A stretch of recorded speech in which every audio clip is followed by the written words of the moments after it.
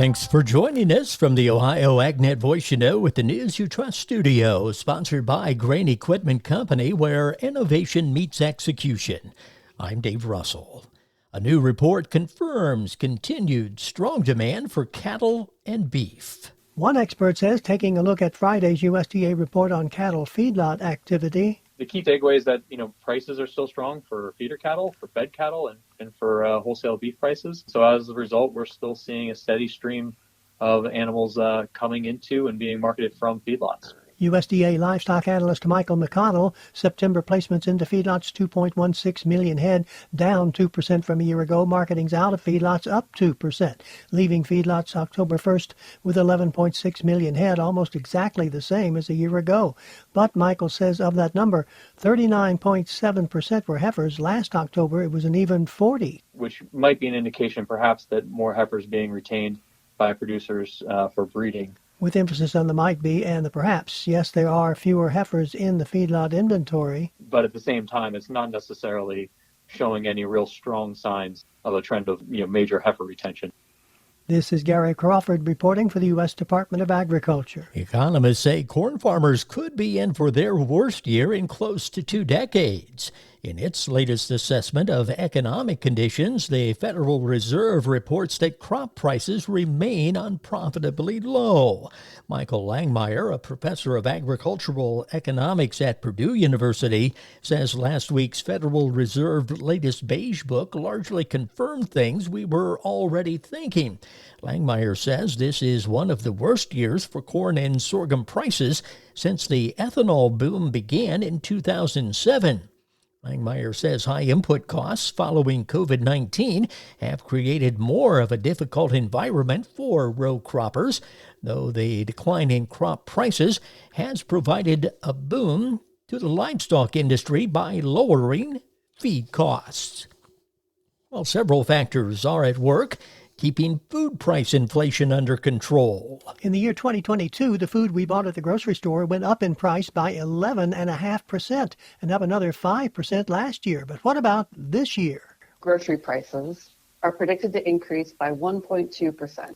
Very, very low food price inflation. Economist Megan Schweitzer tracks food prices for the USDA. She told us, grocery price inflation has been lower than the overall inflation rate for the past 14 months. Pushed lower by several factors affecting what we pay for food.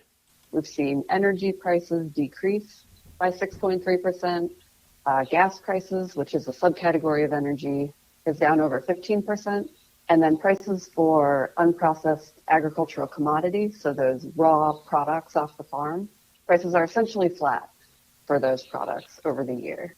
For 2025, Megan says it looks like food prices will rise, but only by about 1.5%. Gary Crawford reporting for the U.S. Department of Agriculture. Well, when it comes to the riskiest states for countryside driving, Wyoming tops the list, followed by Mississippi and Montana. The study further lists South Dakota, South Carolina, and Arkansas among the top 10 most perilous states for rural drivers.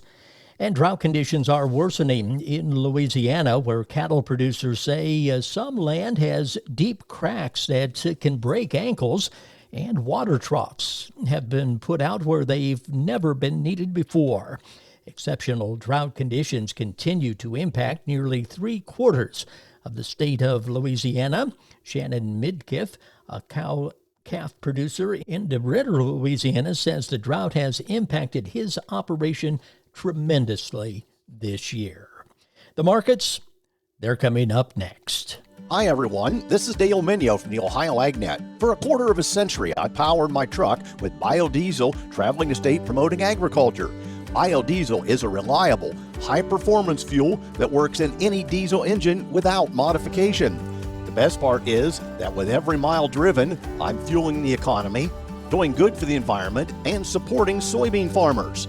Learn how using biodiesel can add value to every bushel of soybeans grown at soyohio.org. 4.8 million. That's the number of acres of soybeans planted in Ohio, making it the state's largest crop. Hi, this is Dusty Sonnenberg, host of the Ohio Field Leader Podcast, a production of the Ohio Soybean Council and Soybean Checkoff.